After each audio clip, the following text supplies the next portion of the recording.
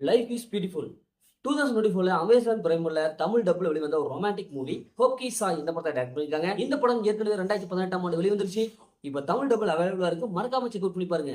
ராய் சேல்ஸ்வன், யங்கி ஜோங்கா மற்றும் பல இந்த படத்தில் நடிச்சிருக்காங்க. இந்த படத்துடைய கதையை பார்த்துடலாம்.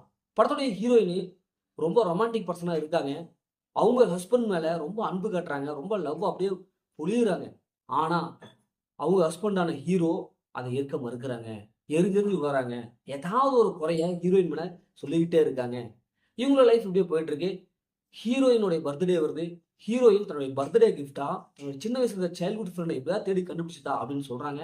அதே மாதிரி ஹீரோயின் இவங்க 2 பேரும் அந்த சைல்ட்ஹுட் ஃப்ரெண்டை கண்டுபிடிக்கிறதுக்காக சின்னதா ஒரு டிராவல் போறாங்க. இப்ப இறுதியில ஹீரோயின் 2 பேரும் ஒண்ணு சேர்ந்தாங்களா இல்லையா? அந்த சைல்ட்ஹுட் ஃப்ரெண்டை கண்டுபிடிச்சாங்களா இல்லையா? இறுதியில என்னாச்சு அப்படிங்கிறதா இந்த படத்துடைய வாங்க.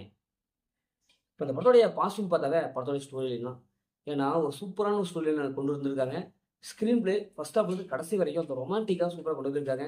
ஹீரோயினுடைய கேரக்டர் ரொம்ப சூப்பரா இருக்கு. ஏன்னா, அவங்க ரொம்ப அன்பு காட்டுற ஒரு ரொமான்டிக்கான ஒரு பர்சன். அந்த மாதிரியான கேரக்டர் செம்மையா எழுதி எடுத்திருக்காங்க. அதனால அவங்கள ஃபாலோ பண்ணாம இந்த படத்த பார்த்து முடிச்சிடலாம். ஹீரோ, ஹீரோயின் 2 பேத்துடைய கெமிஸ்ட்ரி செம்மையா ஒர்க் அவுட் ஆகுது. இவங்க 2 பேர் இருக்கிற சீன்ஸ்லாம் ரொம்ப சூப்பராவே காமிச்சிருக்காங்க.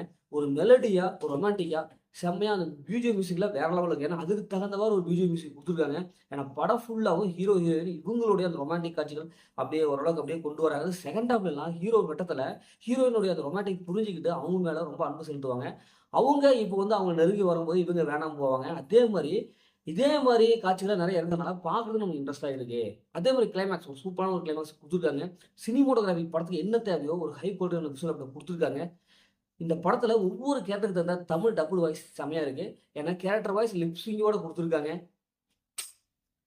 இந்த படத்துடைய மைனஸ்ன்னு பார்த்தாவே எனக்கு பயங்கரமான ஹாலிவுட் படம்னாவே அனல் பறக்க சண்டை காட்சி, ஹாரர் மூவி இப்படி எனக்கு வேணும் அப்படிங்கிறது இந்த படம் செட் ஆகுது. ஏன்னா சைனீஸ் மூவினாவே அப்படித்தானே இருக்கும்.